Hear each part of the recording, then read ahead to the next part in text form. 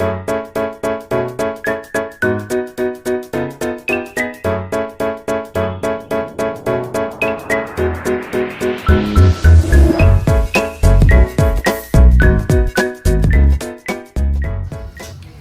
guys, kembali lagi di Potmara, podcast Bapema Cakrawala. Nah, di episode keempat kali ini gue bakal ngebahas nih seputar kehidupan mahasiswa. Nah, kan pada saat ini tuh di era sekarang mahasiswa itu banyak banget nih yang produktif dan gak cuman aktif kuliah biasa aja, tapi mereka juga aktif di luar perkuliahannya nih, kayak ikut organisasi kampus, kemudian volunteer, lomba, magang, dan lain halnya. Banyak banget ya pokoknya. Nah, gue bakal ngebahas seputar hal itu bareng sama narasumber kita nih, atau bintang tamu kita dari kampus yang emang gak jauh dari UMJ nih. Coba di sini udah ada siapa? Udah ada Dennis Setiabudi. Nah, sebelum masuk ke obrolan kita tadi, kita kenalan dulu kali ya sama Dennis nih, siapa sih gitu? Bener, karena ada pepatah kan, dan tak kenal maka tak sayang. Jadi di sini izinin gue buat kenalin diri dulu. Kenalkan nama gue Dennis. Gue dari UPN Veteran Jakarta. Sekarang ini gue ada di jurusan Ilmu Politik dan lagi semester 6. Semester krusial nih. Iya, betul banget. Semester yang lagi pusing nih, kayak aduh ntar judul skripsi gue apa ya? Benar. Iya. Udah mulai tekanan batin. Iya, tekanan batin. Nah, kabarnya gimana nih Den saat ini? Kabarnya alhamdulillah sehat karena bisa ada di podcast ini sekarang. Tapi kemarin karena lagi pancaroba juga jadi sempat demam juga, dan kita sempat nggak jadi syuting juga. Iya, jadi information aja, harusnya tuh kita syuting tuh minggu lalu, cuman karena terhambat ya sakit itu, jadinya hari ini nih kayak baru syuting gitu ya kan? Baru syuting. Jadi ya semoga teman-teman di rumah, teman-teman Cakrawala juga bisa selalu sehat-sehat. Iya, jadi tetap jaga kesehatan ya guys. Terus kalau UPN nih Den, udah offline apa masih online aja nih kuliahnya? UPN sekarang ini lagi online. Tadinya udah mulai hybrid, angkatan 2020, 2021 udah mulai masuk kampus. Cuman ada pembatasan juga di kelasnya. Terus tapi karena ada Omikron ini, Omikron tinggi lagi ya. Jadi akhirnya semuanya online lagi, balik lagi. Kalau di UMJ sendiri gimana nih? Nih kalau UMJ ya masih online ya, tapi kayak udah ada informasi pada saat itu untuk offline gitu ya. Tapi tetap aja sih karena melihat kasus Omikron ini naik lagi, jadi kayak dibatalkan, kayak dimundurin lagi. Tapi kayak feeling gue tuh bakal nggak jadi offline sih. Benar. Iya. Karena ya pokoknya setahun ini mungkin ya guys, kayak setahun ini mungkin masih bingung gitu, mau hybrid juga lagi naik. Ya semoga bisa balik offline lagi. Iya, betul banget. Nah, Dennis ini tuh tinggal, setahu gue ya, Dennis tuh tinggal di daerah Bintaro lah ya, Pondok Aren gitu. Nah, kalau dia kuliahnya di UPN tuh Pondok Labu kan? Pondok Labu tuh rada jauh, tapi kalau karena online jadi menghemat ongkos ya. Benar. Uang bensin nggak ada, uang jajan juga nggak keluar. Iya, nggak jadi buat jajan depan kampus enggak ya. Bisa buat nabung. Iya, betul. Nah, oke nih, tadi kan kita bakal ngebahas seputar kehidupan mahasiswa yang produktif nih. Dennis ini salah satu mahasiswa yang produktif ya. Bohong. Benar. Produktif, dia merendah untuk meroket, guys. Alhamdulillah. Iya, nah. Gimana sih Den, awalnya lu tuh bisa produktif ya nih? Kalau gue tanya pada awal tahun 2019 kan kita baru masuk kuliah tuh alhamdulillah masih offline, jadi kayak bisa kenal lingkungan kampus lebih dalam, terus bisa dapet temen banyak gitu ya. Nah itu pada awal masuk kuliah emang lu udah menargetkan untuk aktif organisasi atau gimana nih? Di tahun 2019 itu kan kita masih jadi maba. 3 bulan setelah jadi maba itu kampus itu lagi demo UKM, unit kegiatan mahasiswa ya kalau nggak salah. Iya, betul. Ya, jadi itu lagi aktif-aktifnya demo, dan kita jadi mahasiswa juga akhirnya kepo buat join gitu. Ya udah, setelah 3 bulan itu akhirnya gue join salah satu organisasi atau UKM yang tingkatnya tuh tingkat univ. Terus habis itu tapi nggak bertahan lama. Jadi kayak cuma coba-coba dulu. Kayak pengen tahu gimana sih budaya organisasi di kampus itu kayak gimana gitu. Gitu sih. Awal-awalnya udah mulai. Tapi tuh mulai karena demo aja, atau emang lu diajakin temen juga kah? Temen men-influence lu buat ikut atau gimana nih? Sejujurnya kalau pada saat itu gue join organisasi bener-bener terinfluence karena demo UKM itu sendiri. Karena sebelumnya di SMA gue nggak pernah dapetin hal yang gue pengen dapetin pada saat itu. Ya udah, akhirnya tanpa pikir panjang gue join gitu. Nah, organisasinya apa nih kalau pas di kampus yang aktif banget dan pernah berperan jadi apa aja, menjabat jadi apa gitu? Kalau yang paling aktif di kampus nih hampir sama kayak teman-teman dari Pers Cakrawala, masih berhubungan sama broadcasting, masih berhubungan sama pemberitaan. Waktu itu join di salah satu klub televisi kampus. Iya. Boleh disebut namanya? Boleh, sebutin aja. Kalau teman-teman kepo juga boleh nih, Iya. tunjukin Instagramnya, namanya 5TV UPN Veteran Jakarta. Di situ kebetulan gue 2 tahun, dari Iya. tahun 2020, 2021, dan kebetulan jadi anggota dari divisi reporter. Oke. Divisi reporter, oke. Itu jabatannya apa aja nih? Oh. Anggota kah atau kepala kah? Ya. Buat jabatannya pada saat itu tahun pertama 2020 itu dipercaya buat jadi anggotanya. Jadi kita bikin liputan, kita turun ke lapangan, kita cari narasumber dan lain-lainnya. Tapi di tahun 2021 akhirnya naik karena kita jadi BPH, Oh iya. Badan Pengurus Harian, dipercaya buat jadi kepala divisi dari reporter. Ini sama nih kayak Indah. Hebat banget ya. Ya. Alhamdulillah. Alhamdulillah. Nah, Berat ya? nah, bebannya. berat, iya. Bebannya berat. Tapi lu pernah nggak kayak udah aktif nih terus lu kayak ngajak temen lu, ayo dong ikut nih organisasi kayak sama kayak gua biar kita sama-sama aktif kayak gitu ngelakuin hal positif gitu, pernah ngajak temen? Pernah, karena mereka juga akhirnya setelah gue join di 5TV tadi udah setahun, mereka juga jadi kepo nih kira-kira gimana sih siklus kerjanya, terus juga kita tuh ngapain aja di dalamnya. Akhirnya mereka banyak yang nanya dan akhirnya gue ajakin, ya udah kalau misalkan mau join aja sekalian gitu. Toh nggak ada salahnya kalau misalkan kita join organisasi. Diajakin tapi ya mereka ada yang mau atau ada yang ikut organisasi lain selain dari 5TV. Ya jadi tapi intinya kayak termotivasi lah yang lihat temennya, wah temen gue aktif nih, kayak gue pengen juga deh kayak dia walaupun gak di media yang tepat organisasi yang sama tapi setidaknya juga ikut aktif gitu ya, memanfaatkan waktu yang dimiliki secara baik gitu. Betul. Nah kalau volunteer nih Den, kalau misalnya kan lu juga aktif volunteer gitu ya. Nah biasanya volunteernya ngapain aja nih, kan sukarela tuh kayak orang tuh harus berhati besar banget nih kalau buat ikut volunteer ya kan, gak digaji gak apa gitu kan, mau tapi melaksanakan hal itu. Volunteer waktu itu sempat beberapa kali ikut juga, mulai dari ini sebutin namanya juga boleh aja ya. Waktu itu sempat masuk ke ringkas.id, jadi itu emang basicnya dia kayak pemberitaan juga, jadi masih satu jalur nih sama organisasi gue. Mereka itu kayak nyebarin newsletter, nyebarin berita dan lain-lainnya. Terus yang paling terakhir banget itu gue join di namanya Indonesia Millennial Connect. Jadi mereka sama nih kayak eventnya Potmara kali ini, jadi biar ngasih tahu informasi kepada mahasiswa gimana caranya biar produktif gitu, melalui seminar-seminar yang pastinya ngundang narasumber-narasumber yang valid, yang relevan di bidangnya. Oke, jadi walaupun misalnya nggak dibayar ya, kan volunteer tuh sukarela gitu ya, tapi lu dapetin benefit yang lumayan ya kan, terus juga kayak dapat pahala juga nggak sih? Betul. Kayak nyebarin informasi ke orang yang mungkin belum tahu akan hal yang lu sebarin itu kan ya. Oke, nah benefitnya kayak pahala, kayak misalkan contohnya teman-teman join di volunteer jadi relawan vaksinasi. Kita mungkin nggak digaji tapi kita dapat pahala insya Allah ya. Iya, ngebantu ya kan orang yang belum dapat vaksin atau mempermudah orang-orang gitu kan ya. Benar. Nah, dan kalau bicara soal lomba ya kan, lomba kompetisi lu juga pernah kan? Alhamdulillah beberapa kali. Iya, beberapa kali ini ikut lomba apa aja nih Den? Kalau ikut lomba masih seputaran sama voice over, karena belum berani nih buat out of comfort zone. Oh iya, jadi kayak masih satu jalur gitu. Iya, masih itu aja yang diikutin gitu. Oke. Nah, Den, kalau pendapat lu nih saat ini gitu, kayak gimana sih daya tarik mahasiswa nih ya buat ikut organisasi atau hal-hal seperti yang tadi udah lu lakuin gitu saat ini? Karena kan di era pandemi mungkin lebih sulit ya, kayak orang mahasiswa kayak udah terlalu nyaman gitu lah. Bener. Ngapain online, apa-apa online, kayak malas udah terjun langsung atau melakukan hal-hal yang di luar perkuliahan gitu kayak udah mulai menurun. Apakah lu merasakan hal itu nggak sih kalau pas di organisasi gitu?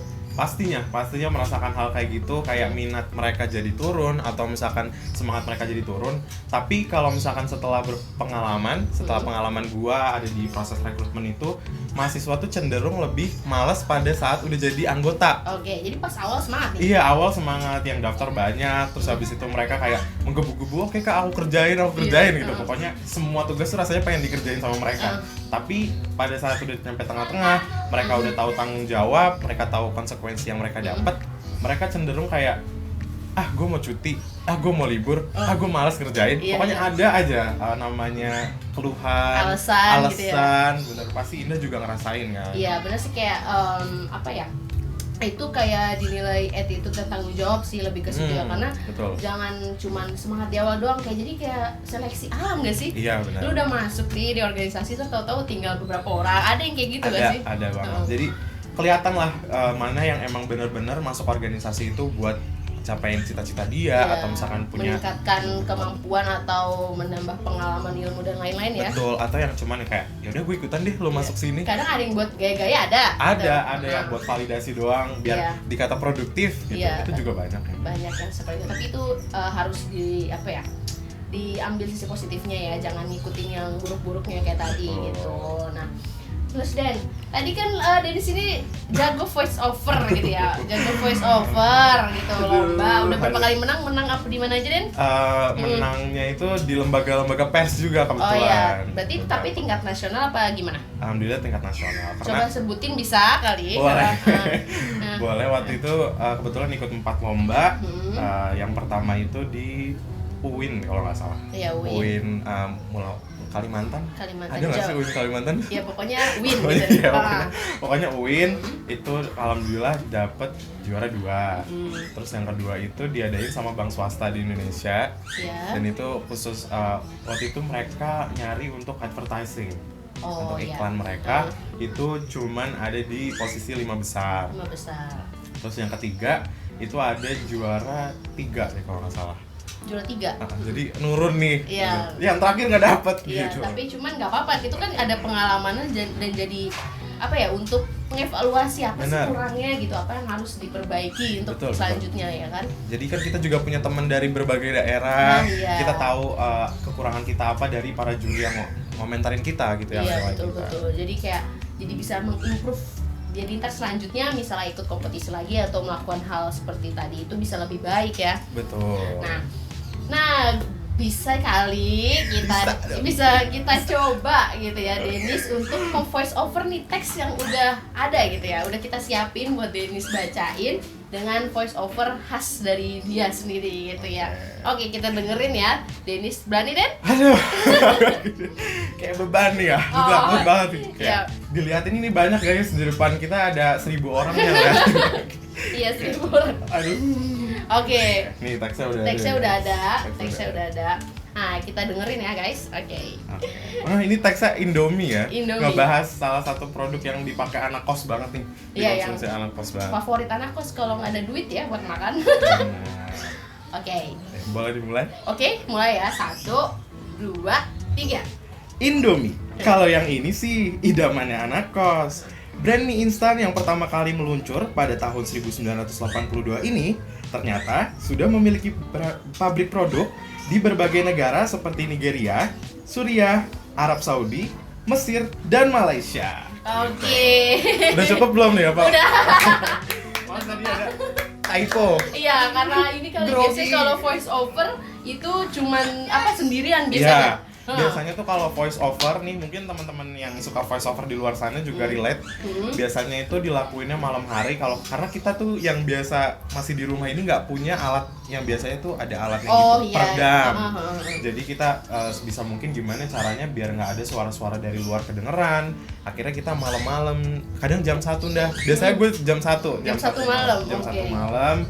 Udah sepi baru deh bisa take voice over. Tapi emang voice over itu biasanya emang fokus sendiri gitu kan ya, biasanya di studio gitu ya. Bener, kalau misalkan apalagi mereka yang udah profesional, pasti mereka udah disediain tempat studionya mereka masing-masing dengan alat mikrofonnya yang pasti udah beda. Kalau gue cuman berbekal sama earphone biasa, earphone 30 ribuan gitu. Tapi keren, bisa dari alat-alat yang sederhana tadi, yang minimal tadi, bisa menghasilkan prestasi, keren dong. Alhamdulillah. Iya, jadi Den, kalau misalnya informasi seputar volunteer, kalau lomba-lomba gitu biasanya lu tuh dapetin dari mana sih? Dapetin dari Instagram. Sosmed.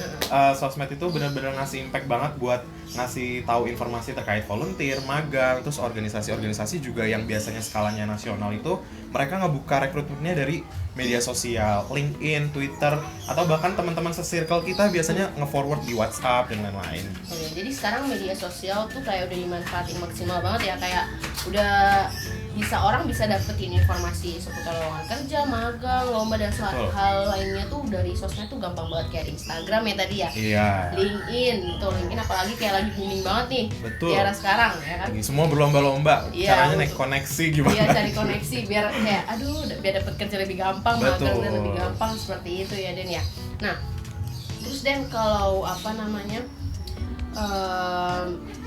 bicarain soal kegiatan lu tadi kan banyak banget ya. Nih lu pernah merasakan hal yang tercapek lu nih, terlelah lu gitu tuh, ada nggak momen seperti itu, pengalaman kayak gitu?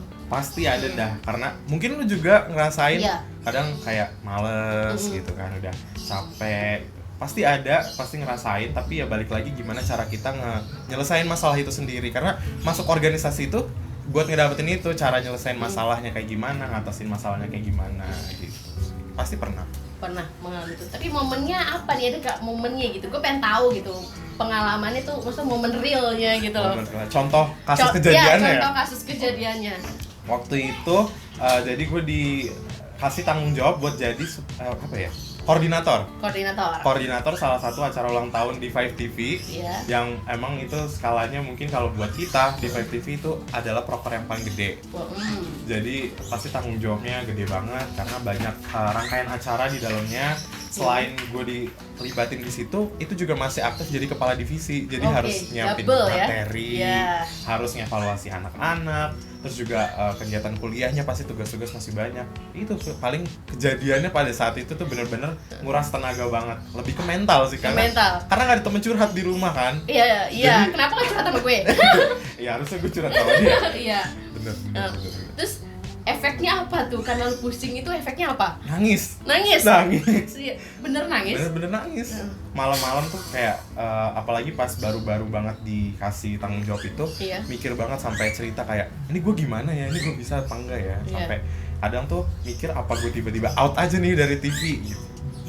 Impact-nya sebesar itu ya guys, sampai ke mental gitu. Iya.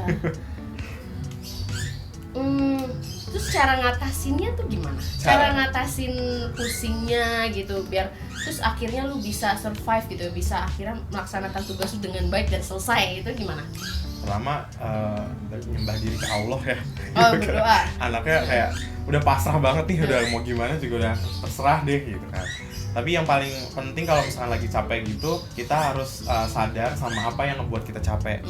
Jadi karena itu kita bisa tahu masalah, mungkin ada masalah di dalamnya yang bikin kita capek dan bikin kita nggak nyaman buat ngejalaninnya gitu kan. Biasanya gue nge-breakdown, terus habis itu setelah nge-breakdown itu gue harus tahu nih kira-kira gimana ya cara nyelesainnya.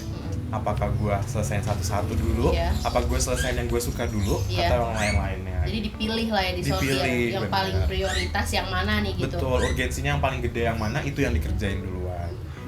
Kalau nggak juga healingnya tuh kayak anak-anak zaman sekarang. Nah itu kan pasti hiburan perlu ya, karena kalau misalnya udah ditentuin itu kayak masih pusing, kayak butuh healing gitu, butuh cara ngatasin dengan hiburan. Nah hiburannya biasanya apa?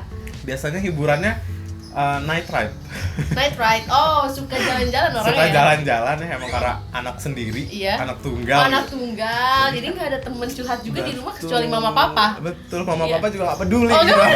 Iya. Jadi gimana cara ngatasinnya secara pribadi, dengan cara ya tadi jalan-jalan, terus dengerin lagu, terus juga kayak nonton video-video podcast Potmara. Iya. Gue juga nonton. Iya betul. Liputan dari teman-teman Cakrawala nih, bisa jadi referensi. Iya, jadi tetap ya walaupun hiburan harus ada hal positif yang bisa didapat gitu. Betul. Oke, mantap banget. Cara healingnya harus positif, nggak boleh. Iya, jangan healingnya tuh ke hal-hal negatif ya guys. Jadi tetap harus ke jalan yang positif supaya nggak nambah beban. Karena kan pasti kan kita ngelakuin hal negatif, dampaknya juga bakal negatif gak sih? Tiba-tiba digerebek gitu. Digerebek kan nggak tahu gitu. Jadi bener. Yang bener-bener aja dah kalau bener aja, iya. Nah, dan terus kalau misalnya banyak banget kegiatan nih, lu gimana cara memanajemen waktunya?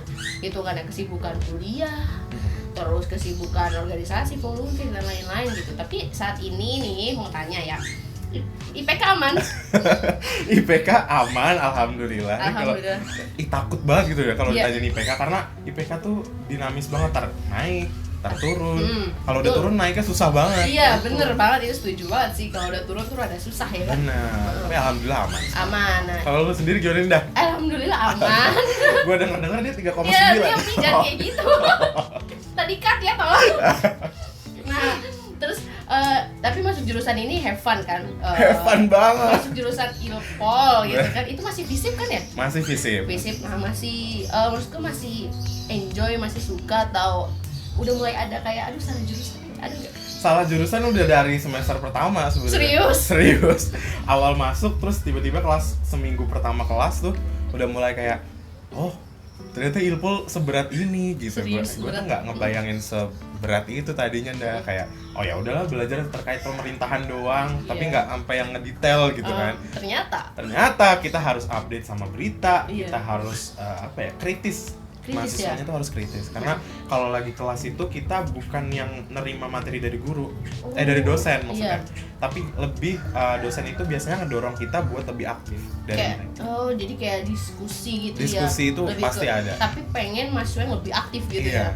Kalau misalkan nggak ada yang nanya ditunjuk. Gitu. Ya sama sih sebenarnya kayak mahasiswa jurusan lain, cuman mungkin gue ngerasa Ilpol ini kayak proaktif banget anak-anak. Tapi bisa survive sampai semester 6 dengan IPK yang aman tuh keren. Ya alhamdulillah, mau gimana. Alasannya apa nih? Akhirnya ya udahlah gitu. Alasannya harus gue jalanin gitu. Alasannya mau gimana lagi gitu.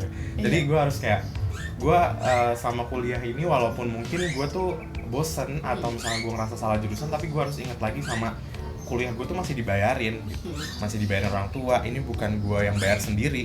Jadi berarti tanggung jawab gue tuh sama orang tua ngasih kepercayaan sama gue. Jadi gimana caranya gue bisa survive ya, gue coba memaksimalkan apa yang ada di diri gue bisa lebih maju, lebih depan dibanding teman-teman gue. Ini maksudnya bukan persaingan secara nggak sehat, tapi gimana caranya kita memperkaya diri dengan materi-materi yang sebelumnya kita belum dapat. Jadi nanti pas kelas kita udah tahu. Iya, Jadi kayak rasa tanggung jawab itu jadi membuat kita berpikir, oh gue harus maksimalin nih kesempatan yang udah gue dapet ya kan. Karena kuliah tuh nggak murah guys, maksudnya kayak belum tentu semua orang tuh bisa merasakan bangku kuliah gitu kayak kita ya kan. Jadi harus bisa diterapkan atau dilakukan dengan baik. Betul. Harus maksimal kuliahnya, nggak boleh main-main ya guys. Oke Den, terus gimana nih caranya lu untuk bisa menyeimbangkan antara waktu kuliah lu terus antara kegiatan lu lainnya? Gimana nih cara manajemen waktu deh, versi lu tuh kayak gimana nih? Cara manajemen waktu yang paling gampang versi gue sendiri adalah gue harus tahu dulu nih kayak urgensi dari masing-masing apa yang mau gue kerjain itu kayak gimana, sebesar apa. Gue harus tahu prioritas gue sendiri kayak gimana. Balik lagi, prioritas gue di sini walaupun mungkin gue join organisasi atau beberapa aktivitas di luar organisasi itu sendiri ada beberapa, tapi gue pasti kuliah itu nomor satu karena masih dibayarin. Masih dibayarin. Jadi kayak gue naruh prioritas tertinggi gue adalah di mata kuliah, di kuliah gitu. Jadi kalau misalnya ada tugas, bisa mungkin jangan pernah skip, karena itu juga nanti bakal jadi penunjang gitu. Kalau misalkan nilai UTS atau UAS kita sedikit, itu bakal jadi pembantu kita kan. Terus kalau misalnya ada yang bentrok kan suka ada tuh kegiatan, gue juga ngerasain ya kan, kayak misalnya ada agenda nih misalnya sama Cakrawala hari ini udah ditentuin bakal ada kegiatan di hari misalnya Rabu, nah nanti selanjutnya nih kegiatan satu lagi ngadain di hari yang sama tuh gue rada pusing gitu. Lu cara ngatasinnya gimana tuh kalau bentrok? Kalau kayak gitu pasti ada banyak caranya, kita bisa double device gitu kan. Sekarang mungkin kita nggak cuma punya HP satu, mungkin punya HP 2, atau ya balik lagi tadi kamu minta di backup. Oke, jadi jangan nyerah dulu ya kalau misalnya bentrok, ada masalah di kegiatan kita yang banyak tadi, harus cari dulu solusinya biar nggak nyerah gitu aja gitu. Betul. Ya, biar kegiatan kita tuh tetap terlaksana dan tanggung jawab kita bisa kita laksanain dengan baik gitu ya kan. Nah, terus Den, lu kan sekarang nih ya lagi magang gitu di Kemendikbud sebagai apa? Sebagai bagian publikasi. Nah, itu gimana rasanya nih atau pengalaman yang lu dapet selama lu magang dan gimana caranya lu bisa akhirnya tuh magang di Kemendikbud gitu?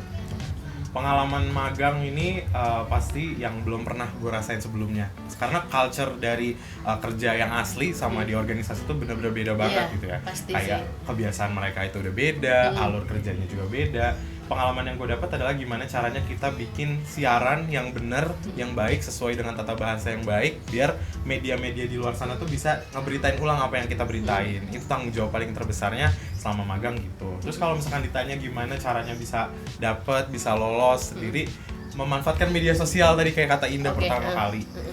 Karena di bagian gua kebetulan Kemendikbud itu mereka nge-share informasi terkait magang itu sendiri di Instagram, di LinkedIn, pokoknya banyak lah sumber-sumbernya gitu. Terus habis itu cara biar kita bisa lolos adalah kita pede dulu aja. Oh, pede. Jadi tetap pede dan kayak pasti ini divisi ini cocok deh kayaknya sama pengalaman experience kita gitu ya. Betul, karena kan ada portofolionya juga. Iya, Nah, portofolio itu juga yang bisa ngedukung kalian, dan gimana cara kita memperkaya portofolio? Balik lagi tadi, bisa join organisasi, volunteer dan lain-lainnya. Jadi kayak portofolio kalian tuh bisa lengkap dengan banyak aktivitas yang kayak lakuin gitu ya, dan itu sejalur dengan divisi yang kayak kalian apply gitu di tempat magang atau tempat kerja nanti ya kan. Terus juga kalau misalnya magang gitu experience-nya ya bener sih, bedanya tuh kalau di organisasi mungkin sama seumuran, kalau nggak paling tinggi sama cutting lah ya gitu. Kalau di tempat magang itu kita kayak interaksinya bukan sama seumuran lagi, sama kayak udah profesional dah gitu ya kan. Sama udah bener-bener yang kayak mereka udah ngerjain itu cuman dalam hitungan berapa menit gitu.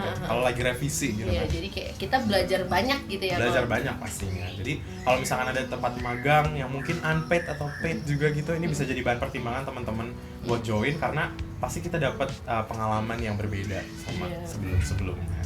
Oke, tadi kan tuh udah apa ya namanya kayak dapetin pengalaman, itu mungkin bagian dari benefit ya kan ya. Jadi tadi kegiatannya udah, kalau misalnya banyak kegiatan, jika kita ngelakuin dengan baik dan kegiatan itu positif, pasti akan berbalik ke kita tuh positif juga gitu dengan hal baik. Jadi benefitnya nih yang paling lu rasain tuh apa aja sih Den? Atau mungkin lu bisa sebutin lah benefit yang udah lu dapetin tuh selama lu menjalankan aktivitas produktif lu tuh gimana?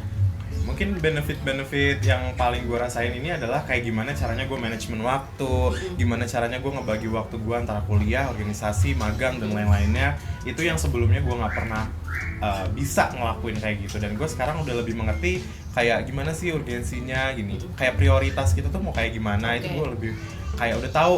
Jadi manajemen kegiatan kita gitu ya. Betul, jadi biar nggak ada yang keteteran atau biar nggak ada yang kayak aduh yang ini belum dikerjain, yang ini belum dikerjain. Jadi tahu porsinya, kira-kira gue harus ngambil aktivitas apa lagi selain kuliah gitu. Oke, jadi lebih mungkin selain pengalaman, terus relasi juga nggak sih? Relasi juga jadi salah satunya, karena relasi itu ya munculnya karena kita mau bersosialisasi sama orang lain, yang bisa kita dapetin dari organisasi, volunteer, magang. Iya, karena kan kalau kita terjun ke suatu komunitas, organisasi, magang dan lain-lain tuh kita ketemu banyak orang ya kan.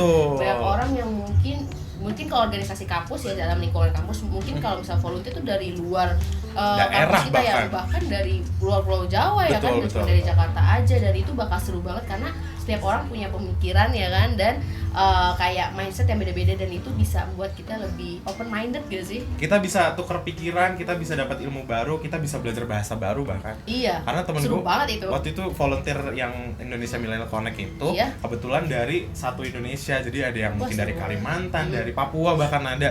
Jadi kita diajarin gimana cara mereka berkomunikasi sama orang, ciri khas mereka, karakteristik budaya mereka dan lain-lain. Wah, seru banget dong ya. Pasti benefitnya banyak banget guys. Bener-bener.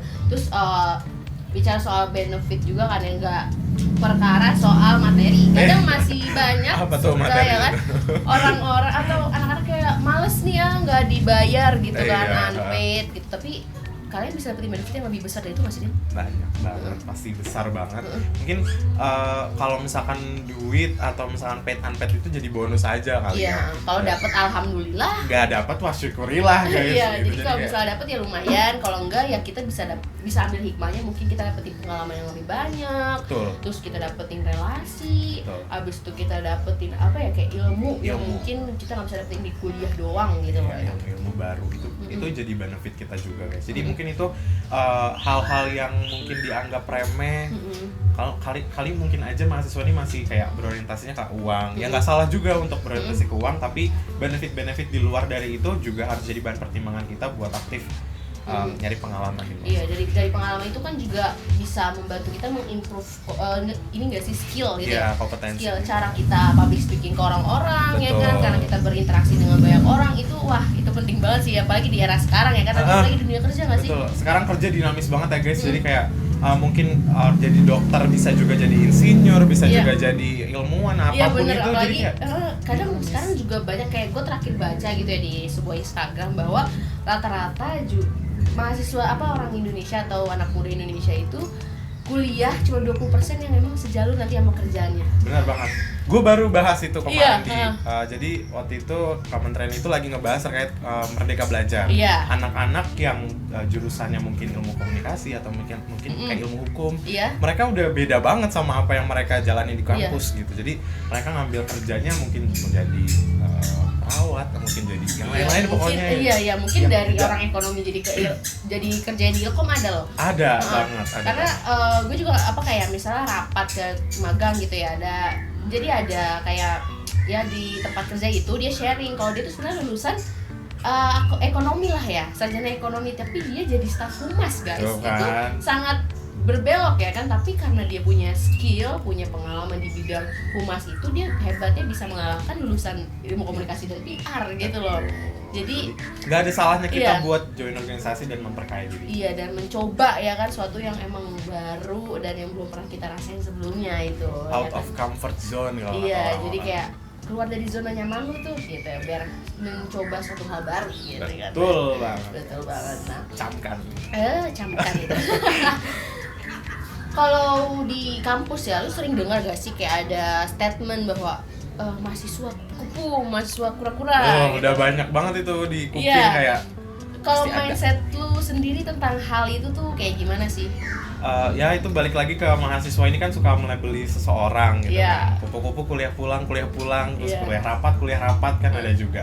Ya sebenarnya kalau misalkan mahasiswa dibilang kupu-kupu juga ya nggak apa-apa juga gitu. Iya. Kalau misalkan mereka emang nggak mau beraktivitas di kampus dan mereka nggak mau dikenal nih aktivitas yang mereka lakuin, ya itu juga wajar banget. Dan juga orang-orang ini, teman-teman mahasiswa ini bisa mungkin untuk nggak ngejudge orang yang mungkin dianggapnya kupu-kupu, karena kita nggak tahu di belakang mereka mungkin dia bergerak dalam diam, Iya, istilahnya betul. gitu kan. Iya, bergerak dalam diam. Bergerak dalam diam, tiba-tiba ntar jadi direktur, tiba-tiba ntar jadi pengusaha. benar-benar. Kita nggak tahu di rumahnya dia ngapain, aktivitas di luar kampus mereka ngapain. Jadi ya kita janganlah melabeli orang dengan Iya. sangat Dari kupu-kupu. covernya Iya, aja gitu ya. Jangan lihat dari covernya. Iya bener aja. sih, gue setuju banget karena kalau untuk mahasiswa ya kayak kuliah pulang gitu, kita kan nggak tahu dia di rumah pulang apakah langsung rebahan atau memang dia punya bisnis kah. Betul. Atau memang dia ada kerjaan part time atau apa, kan kita nggak tahu. Jadi setiap orang tuh punya alasan tersendiri sih pasti ya. Benar. Karena setiap manusia mungkin punya pilihan hidup gak sih? Betul. Dan mereka juga ngerasa kalau mereka tuh capable juga buat ngedapetin kayak aktivitas di luar dari kampus. Kan aktivitas atau pengalaman itu nggak cuma didapetin dari organisasi yang ada di Iya. kampus, tapi juga bisa di luar. Iya, benar. Bahkan kita nyapu aja Heeh. itu udah jadi satu hal yang bisa ningkatin kompetensi atau skill kita buat nanti ke depannya kan. Iya benar-benar. Karena kayak di rumah juga ya bantu orang tua tuh kegiatan gak sih? Bener. Iya juga kan? Bisa ada dimasukin CV gitu Iya kan. itu. Jadi kayak Gila. itu masuk daftar kegiatan loh. Itu hebat banget berarti ya mahasiswa produktif saat ini tuh, karena Bener. selain kegiatan tadi ya kan kayak kegiatan volunteer, organisasi dan lain sebagainya, juga ada kegiatan di rumah kan, juga ada bantu orang tua ya kan, mama Betul. papa. Terus kalau misalnya ada kegiatan lain kayak sama keluarga dan lain-lain itu juga masuk kegiatan ya gak sih? Tuh, gimana cara kita ngisi waktu luang kita, pasti itu udah disebut sama kayak gimana caranya kita ngebunuh waktu itu. Iya, jadi intinya kayak kita harus bisa memanfaatkan waktu yang kita miliki 24 jam sehari Nah. dengan melakukan hal-hal positif ya Hal-hal kan? positif yang Ya, harus hal-hal dilakukan. positif supaya bermanfaat untuk kayak itu bagaikan investasi buat masa depan gak sih? Benar, investasi dalam hal apapun itu ya, karena itu nanti benefitnya bakal ada aja. Iya benar, karena benefitnya bakal luar biasa nanti kan, akan mempermudahkan di dunia kerja bahkan ya kan, karena kan sekarang kayak mau terjun di dunia kerja juga perusahaan melihat pengalaman kita gitu kan. Nah Den, kita udah mau selesai nih podcastnya. Wah seru banget. Sedih. Seru banget, seneng banget bisa ngajak Denis podcastan di Kotmara nih bareng sama Cakrawala. Itu suatu kayak happy banget sih ya kan. Gue juga happy banget Iya, nih dari- bisa ngobrol-ngobrol sama Iya, Intan. seneng banget bisa ngobrol bareng Denis. Terakhir ya nih mungkin ada nggak pesan atau motivasi atau kata-kata penyemangat lah buat teman-teman mahasiswa yang masih umuran atau yang generasi muda nih saat ini buat bisa lebih produktif lagi ke depannya tuh ada nggak? Oke. Kuncinya cuma satu, itu jangan takut untuk nyoba. Jangan tadi yang bilang jangan takut untuk keluar dari zona nyaman, out of comfort zone. Gimana cara kita ngembangin diri kita di luar dari apa yang udah kita punya. itu yang harus kita kembangin gitu, karena nanti dunia kerja tuh dinamis banget guys. Jadi kompetensi atau pengalaman yang kita dapetin sekarang itu sangat-sangat bermanfaat buat nantinya gitu. Entah kita mau ngimplementasiinnya dalam dunia kerja atau dalam dunia sosial, itu pasti sangat-sangat bermanfaat. Jadi buat teman-teman mahasiswa jangan pernah takut untuk nyoba sesuatu hal, jangan pernah takut untuk maju lebih depan daripada yang lain. Mungkin kalau misalnya kita sering dibilang kayak, "Ih, lu caper banget sama dosen, ambis gitu. banget tuh mau ngapain gitu kan." Cuek aja itu tuh cuman jadi kayak apa ya, itu angin lewat aja itu buat ngelatih mental kita gitu. Jadi motivasi aja lah buat biar gue Benar. lebih semangat nih, gue diginiin, gue harus tunjukin gue bisa gitu ya. Betul banget. Itu aja sih sebenarnya kuncinya gitu. Oke, jadi teman-teman harus tetap semangat, harus bisa manfaatin ya waktu sebaik mungkin itu sih, ya kan? Dan selagi masih muda ya kan, badan kita masih bisa banyak melakukan aktivitas gitu, harus dipergunakan, dilakukan dengan baik ya kan, dimaksimalkan supaya nggak sia-sia nanti pas hari tua kita pasti bakal dapetin kayak manfaatnya. Oh ternyata waktu muda gue banyak cerita. Iya banyak cerita juga kan buat anak cucu nanti gitu, kayak dulu alhamdulillah pas waktu muda nggak apa-apa deh, capek dulu, banyak kegiatan dulu, tapi alhamdulillah pas tuanya saya senang, happy kan gitu. bersakit-sakit dahulu, bersenang-senang kemudian. Betul banget guys. Oke, terima kasih banyak Dennis ya udah datang ke podcast kita. Sampai jumpa, dan teman-teman semua jangan lupa untuk like, comment, and subscribe. Dadah. Sampai jumpa di Potmara berikutnya.